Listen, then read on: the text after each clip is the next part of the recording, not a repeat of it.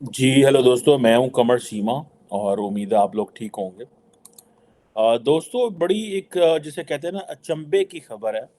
और वो ये है कि पाकिस्तान के जो फॉरेन एक्सचेंज रिजर्व्स हैं, वो अफगानिस्तान से भी नीचे चले गए हैं।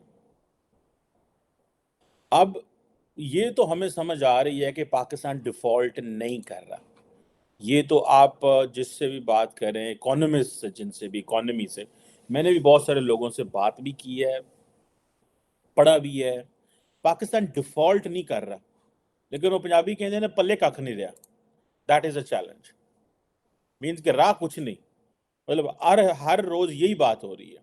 अभी मैं देख रहा था, जो ग्लोबल फाइनेंशियल न्यूज़ आप देखें तो आई थिंक ब्लूमबर्ग, मैंने देखा पहले शाम को, तो उसने कहा कि पाकिस्तान जो है वो, उसने जो सुकूक बॉन्ड के पैसे शैसे भी दे लिए, सारा कुछ हो गया, लेकिन जिसे आप कह लें कि 1,000 कंटेनर खड़ा हुआ है कराची की पोर्ट के ऊपर, क्लियर नहीं कर सकते। अफगानिस्तान हमसे आगे निकल गया।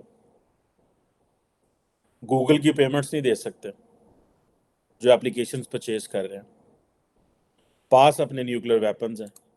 6 लाख की बड़ी फौज है। 225-30 मिलियन की आबादी है। ज़मीनें सारी हमने जो हैं वो जो उनको हाउसिंग सोसाइटियां बना दी हैं। गंदम चावल जो है वो इंपोर्ट पे लगा दिए हैं। सियासतदान आपस में लड़ रहे हैं, पार्लियामेंट में कोई काम नहीं होता, ब्यूरोक्रेसी जो है वो जो पैसा आ रहा है उसके साथ अयाशियां कर रही है। सियासतदान जो है ब्यूरोक्रेसी को अपने लिए इस्तेमाल करते हैं, और एलीट एक कैप्चर है। ये सिचुएशन है सारी। ये सिचुएशन है आपकी, यानी कि आपके जो फॉरेन एक्सचेंज रिजर्व्स हैं, $6.72 बिलियन पे आ गए हैं, सिर्फ एक महीने की इंपोर्ट के हैं। और ये तारीख में, यानी कि 4 साल पहले ये इतने थे। इतने 4 सालों में ये दोबारा इतने आए हैं। इसका मतलब ये है कि जो हमारी कंडीशन 4 साल थी उससे भी बुरी हो गई है। आप देखें ना कि ये बहुत सारा पैसा इनफ्लो तो नहीं हो रहा, क्योंकि हमारा जो इनफ्लो होता है वो या होता है फॉरेन रेमिटेंस से, फॉरेन एक्सचेंज रिजर्व से, जो सॉरी, फॉरेन रेमिटेंस से आता है, या कोई एफडीआई अगर आए, छोटी मोटी एफडीआई आती नहीं है, फॉरेन डायरेक्ट इन्वेस्टमेंट। पीछे क्या रह गया, एक्सपोर्ट हो नहीं रही। मैं आज देख रहा था, आई थिंक टेक्सटाइल की 25% एक्सपोर्ट जो है वो पिछले महीने कम हुई है। अब ये सिचुएशन है, और हम जो है वो, और साथ भारत है, उधर मोदी जो है वो अपने, वो हर रोज कोई ना कोई झंडा गाड़ देता है। कभी वो इतनी लैंडस्लाइडिंग विक्ट्री से जो है वो गुजरात से जीत जाते हैं, कभी वो कोई और उसमें चले जाते हैं। हिमाचल प्रदेश में तो खैर वो हार गए हैं मेरा ख्याल है। लेकिन लेकिन कोई ना कोई एफ जो फुलझड़ी वो छोड़ देते हैं। That makes him more stronger. एक बहुत बड़ा तबका पाकिस्तान में, दो तबके हैं prime minister, Indian prime minister को लेकर जो सोचते हैं। एक तबका वो है, वो जो कहता है कि बीजेपी रहने दें, क्योंकि इससे इंडिया का हार्ड फेस दुनिया में जाता है। आए बीजेपी को लेके आए। एक तबके ने तो ये भी कहा कि हमने इन्वेस्टमेंट की प्राइम मिनिस्टर मोदी को, की पार्टी बीजेपी के ऊपर, और उनके ऊपर पैसे लगाए, ताकि वो जो, और उनको जो है वो, हमने उनको सपोर्ट किया, उनके लोगों को, ताकि वो पावर में आए और इंडिया का एक हार्ड फेस दुनिया के सामने जाए। ठीक है जी। राइट विंग हिंदू नेशनलिज्म उठेगी, सो एंड सो। एक ने कहा कि नहीं, ये हमारे लिए खतरनाक है। ठीक है जी। लेकिन अगर आप ये देखें, जो भी इसमें, मैं वैसे इस थ्योरी को तो नहीं मानता कि पाकिस्तान जो है उसने कोई पैसे लगाए हों, लेकिन ये थ्योरी है। ठीक है जी। कि ये पाकिस्तान चाहता था कि ये नरेंद्र मोदी साहब की जो सरकार आए, ताकि इंडिया का जो ये वाला फेस है, हार्ड फेस, लेकिन जो अगले दिन डॉक्टर जयशंकर ने पार्लियामेंट में खड़ा होकर बात की कि इंडिया जो है उसकी 2014 के बाद मामलात चेंज हो गए। अभी देखें, मलिंडा गेट्स जो है, मलिंडा फ्रेंच गेट्स, वो बिल गेट्स तो नहीं रही, आई थिंक डिवोर्स होगी उनकी। उन्होंने योगी साहब से जाके मुलाकात की है। ठीक है जनाब। और वो मेलिंडा जो अमेरिका से जाना, लिबरल डेमोक्रेसी, फ्री मार्केट, ये वो बातें करनी, उन्होंने जाके योगी साहब से जनाब बड़ी गपशप मारी है। और उन्होंने कहा है जी कि यूपी जो है उसने बड़ी हेल्थ में और सोशल डेवलपमेंट में बड़ा काम किया और हम उनको और सपोर्ट करना चाहते हैं। अब योगी साहब जो हैं वो, अब देखिए ना, गेट्स फाउंडेशन जो है वो कहती है हम और पैसे लगाएंगे वहां से गुर्बत खत्म करने के लिए और इस तरह की चीजें करने के लिए। अब ये देखिए, एक तरफ वो सैफरॉन कपड़े पहन के तो योगी साहब बैठे हुए हैं और उसको मिलिंडा गेट्स आई है, उसने एक्सेप्ट किया, और ये तो कहा जा रहा है कि जो योगी साहब हैं is the next prime minister of India. ये बातें हो रही हैं क्योंकि शायद अल्टीमेट गोल जो है वो यही है कि प्राइम मिनिस्टर मोदी जो है ये एक सॉफ्ट फेस रहेगा इंडिया का। ये सॉफ्ट फेस रहेगा एक हिंदू मेजॉरिटेरियन गवर्नमेंट का। मैं तो ज़ाती तौर पे ये समझता हूँ कि अगर इंडिया के लोग जो हैं वो मेजॉरिटी में हिंदू हैं और वो हिंदूज को गवर्नमेंट देना चाहते हैं और वो हिंदू रियासत भी बनना चाहते हैं, तो ये इनका डेमोक्रेटिक राइट है।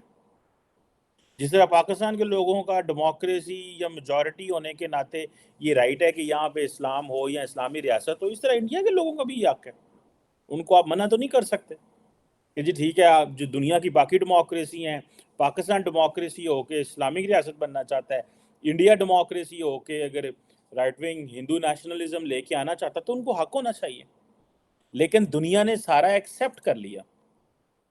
वो जो मोदी जी एक पराया शख्स था, वो मोदी जी जिनको जो वीज़ा था वो नहीं देते थे अमेरिका, और मेरा ख्याल है कि जब मोदी जी पावर में आ गए तो अमेरिका ने अपना जो एम्बेसडर इंडिया में तो उसको बुला लिया था, इस बात के ऊपर कि तुम्हें पता ही नहीं लगा कि तुम ये कल को क्या चीज़ें जो है वो होने वाली हैं, कल को क्या चीज़ें होने वाली हैं तुम इसको रीड ही नहीं कर सके। सो मुझे ऐसे लगता है कि मलिंडा गेट्स का जाना, इंटरनेशनल कम्युनिटी का इंडिया के साथ प्रॉपरली इंगेज कर लेना, और इंटरनेशनल कम्युनिटी जो है वो भारत के साथ प्राइम मिनिस्टर मोदी को इसका फेस समझ ले, पाकिस्तान जो है उसको इस चीज़ की एक्सेप्ट कर लेना चाहिए कि ये जो करंट डिस्पेंसेशन है इंडिया के अंदर, this is globally recognised. Pakistan ने इसी के साथ सर्वाइव करना है, इसी के साथ काम करना है अगर करना है तो। लेकिन जितने हम आपस में उलझे हुए हैं, हमें क्या पता चल रहा है कि दुनिया में क्या है। मजे की बात बताऊं मैं आपको, प्राइम मिनिस्टर जो फॉरेन मिनिस्टर बिलावल भुट्टो साहब हैं, आपको पता है बिलावल भुट्टो साहब किधर हैं? बिलावल भुट्टो साहब जो हैं वो इंडोनेशिया और सिंगापुर और इधर पहुंचे हुए हैं, लेकिन पाकिस्तान में कोई पता नहीं है कि वो किधर हैं। बिलावल भुट्टो जो हैं उनको, वो सिंगापुर पहुंचे हुए थे, उन्होंने जनाब बायलैटरल इंगेजमेंट्स, ये वो आसियान का जो प्रोसेस है, एशिया पैसिफिक में क्या डेवलपमेंट्स हो रही है, मुझे इस चीज़ की इतनी खुशी है ज़ाती तौर पे कि शुक्र है कि पाकिस्तानी लीडरशिप, मैं तो बड़ी देर से कह रहा था they need to look to this side, Asia Pacific देखें भाई, यहाँ इस तरफ जाएं, हम जाते ही नहीं थे। अभी सुनने में आया कि वहाँ पे बॉस्निया की, कतर की जो वाइस फॉरेन मिनिस्टर और vice I think deputy foreign minister हैं, उनसे भी मुलाकात हुई है। कोई इंडोनेशिया के अंदर एक international conference on Afghan women education की, अनफॉर्चुनेटली पाकिस्तान जो है उसकी जो जिसे आप कह लें ना कि जो पहचान है वो अफगानिस्तान है। यानी कि पाकिस्तान की पहचान है कि अगर अफगानिस्तान, अफगान ख़वातीन के ऊपर कॉन्फ्रेंस हो रही है बाली में, इंडोनेशिया में, तो पाकिस्तान जो है वो हमें भी बुलाया गया, सारी बात है, क्योंकि हम उनको बड़ा होस्ट कर रहे हैं, सारा कुछ कर रहे हैं। लेकिन मुझे खुशी ये थी कि शुक्र है कि हमारे जो फॉरेन मिनिस्टर साहब हैं वो कतर इधर इधर गए तो इस कॉन्फ्रेंस के लिए, लेकिन चलो इंडिया, इंडोनेशिया और मलेशिया, मलेशिया तो खैर नहीं, सिंगापुर वगैरह में मुलाकातें की हैं। एटलीस्ट हमें ये पता चला कि यार हमारा भी फॉरेन मिनिस्टर है, तेरा सजे खबे फिरदा है, जो है ना, उस बेचारे को भी पता है कि दुनिया जो है वो किधर चल रही है या हमारे क्या मामलात हैं या किस तरह की चीज़ें। हमें तो शुक्र है हमें भी, हमारे भी फॉरेन मिनिस्टर को पता चला है कि जो दुनिया है वो sorry middle east, America, Europe के अलावा भी दुनिया हम समझते हैं। क्योंकि हम तो, सारी बात है, हमारा प्रॉब्लम ये है कि हम उस मुल्क को मुल्क समझते हैं जो जिसके पास डॉलर हो या यूरो हो या पाउंड हो, बाकियों को तो हम मुल्क ही नहीं समझते। तो मेरे लिए ये बड़ी जैसे खुशी की बात थी। लेकिन एक तरफ इकॉनमी डूब रही है, एक तरफ तालिबान जो हैं वो उनके फॉरेन एक्सचेंज, मैं तो कहना उन्होंने को ही मांग लिए पैसे थोड़े से, हमारी जान तो छूटे इस चीज़ से कि उनके पास जो इतने पैसे हैं, ना उन्होंने कुछ इम्पोर्ट करना, ये वक्त है तालिबान से पैसे मांग लें। वो गुजारी बात है, कोई 2-4 अरब डॉलर वो हमें दे सकते हैं। द रीज़न बिहाइंड इज़ उन्होंने कौन सा कोई तेल इम्पोर्ट करना है या उन्होंने कौन सी चीज़ें इम्पोर्ट करनी है। उन्होंने तो तरला पाओ। मैं तो कहता हूँ शहबाज शरीफ को एक डेलीगेशन लेके तालिबान के पास पहुंच जाना चाहिए। बल्कि आज हमारे जो कॉमर्स के मिनिस्टर हैं, एनर्जी के सॉरी, उन्होंने एक बड़ी अजीब बात की। उन्होंने कहा कि की जो पाकिस्तान अफगानिस्तान और ईरान की डॉलर की ज़रूरियात को भी पूरा कर रहा है। यानी कि ना ईरान में डॉलर जाता है, ना अफगानिस्तान में डॉलर जाता है, लेकिन स्मगल होता है डॉलर यहाँ से, और फिर वो इसलिए हमारे डॉलर पे प्रेशर है। तो पता चला फिर कॉन्फ्लिक्ट जोन में होने के नुकसानात जो हैं वो कितने हैं। तो आज इंडिया को इस चीज़ का फ़ायदा है कि वो हमसे उस तरफ है। तो वो जो कॉन्फ्लिक्ट जोन है, ये सेंट्रल एशिया, ये सारा जो है असी लुड़ियाँ मारने हैं जनाब, है अफगानिस्तान साढ़े नाल है, ए जनाब साढ़े नाल अफगानिस्तान है जनाब। उधर से अमेरिका आ रहा है, उधर से बरतानिया हमले कर रहा है, उधर से रशिया हमले कर रहा है, उधर वाह हमारे साथ है। साढ़े नाके दम कर छड़ा है, मतलब अब आज 50-60 साल से, और हम लुड़ियाँ मार रहे हैं। और हमने इतनी ज़्यादा, जिसे कहते हैं ना, ओवर सेलिब्रेशन हमने की हुई है अपनी फॉरेन ज्योग्राफिक पोजीशन की। जियो स्ट्रेटेजिक पोजीशन हमारी बड़ी अच्छी है। इस जियो स्ट्रेटेजिक पोजीशन ने पाकिस्तान को तरक्की नहीं करने दी। इस जियो स्ट्रेटेजिक पोजीशन ने तरक्की नहीं करने दी, बिकॉज उधर रोज़ को जंग छिड़ी होती थी। असा तरक्की कट्टा दे सा करनी, हमने कहाँ तरक्की करनी है। तरक्की तो इंडिया कर गया। जब सारी हम उधर लड़ रहे थे, वो कारोबार कर रहे थे, उनको टेंशन ही कोई नहीं। उन्होंने सड़कों, उन्होंने हमारा बंद बूंद करके, ठीक है जी, उधर से कश्मीर को उन्होंने सारी वो जो फ्रीडम स्ट्रगल थी उसको दहशतगर्दी करार दे दिया। हमें उन्होंने कहा जी ठीक है तुसी लगे रहो। खुद वो तरक्की कर रहे थे, हम आपस में एक दूसरे से गलमो गलमी हथो हथी पैस, और अपने लोग मार रहे थे और मार रहे थे। और आज भी जो नेशनल काउंटर टेररिज्म अथॉरिटी है, उसने जो सेनेट की इंटीरियर मिनिस्ट्री की कमेटी है, उसने वहाँ पे वो जमा कराया। उसने कहा तालिबान आ गए हैं, और फौज भी सो रही है, पुलिस भी सो रही है, लॉ इन्फोर्समेंट भी सो रही है, रियासत भी सो रही है, सिर्फ गल्लां हो रही हैं। मलिंडा गेट्स जो है उत्थे योगी साहब ਨੂੰ पैसे दे रही है, कह रही और कह रही बड़ी हम हमें बड़ा फख्र है, बड़ा अच्छा काम कर रहे हैं। ठीक है जनाब। और हम यहाँ पे अपनी जो प्रॉपर्टी, ये इस चीज़ को सेलिब्रेट कर रहे हैं कि शुक्र है साडा जड़ा ना साडे नाल होवे, हमारे साथ जो अफगानिस्तान है, थैंक्स गॉड। अफगानिस्तान में कोई लड़ाई होती है, किसी के लिए ज़रूरत बन जाती है, तो वो हमें कोई 2-4-10 अरब डॉलर 20 अरब डॉलर आता है, हमारे कोई साल गुजर जाते हैं। क्योंकि अवाम को तो इस चीज़ का पता है कि हमारे साल ऐसे ही गुजरते हैं। लोगों की जंगें शंगें होती हैं, ग्रेट पार्स की ज़रूरियात होती हैं हमारी, तो हम तो फिर वो जैसे कहते हैं ना मर्सनरीज बने हुए थे। ये बातें हम सुनते थे पाकिस्तान के बारे में, यकीन नहीं आता था। अब यकीन आना इसलिए शुरू हो गया है कि भाई ये इन्होंने इतनी नॉन सीरियसनेस, स्टेट ने, रियासत ने, अदारों ने, लीडरशिप ने शो की है कि मुल्क कहाँ पहुँच गया। हमारे साबिक जो आर्मी चीफ साहब हैं वो सियासत करके ज़्यादा खुश होते थे as compare to statecraft के मामलात। और हमें ये कहा गया यार आप जो है रियासत जो है ना उसको नहीं हिट करना। ठीक है जी, रियासत को कुछ नहीं कहना, सियासतदानों को जो मर्जी कहो, मतलब साढ़े पास है ना आना, उधर ही रहना। तो अब जारी बात है सारा वही करते रहे, और आइंदा भी ऐसे ही करना है इंशाल्लाह, क्योंकि लोगों ने रहना नहीं है वहाँ पर, लोगों ने पाकिस्तान में रहना भी तो है ना। सो ये मेरा ख्याल है, ये बड़ी इम्पॉर्टेंट चीज़ें हैं जिनको हमें समझने की ज़रूरत है कि भाई हमारा क्या मुस्तकबिल है।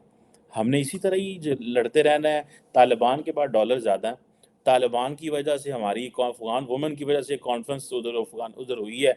इंडोनेशिया में हम भी एक दिन के लिए चले गए हैं, बट थैंक्स गॉड कि जो है वो बिलावल साहब ने चलो सिंगापुर इधर उधर कोई जाके उन लोग उन्होंने क्या आया थे आया को फिर भूल जावा मैं थोड़ा एक दो मुल्क और वेख जाऊँ। तो थैंक्स गॉड एटलीस्ट, लेकिन उसको कॉन्टीन्यूसली किस तरह आसियान को इंगेज करना है, ये चीज़ें करने की ज़रूरत है। सारी दुनिया आसियान से इंगेज कर रही है।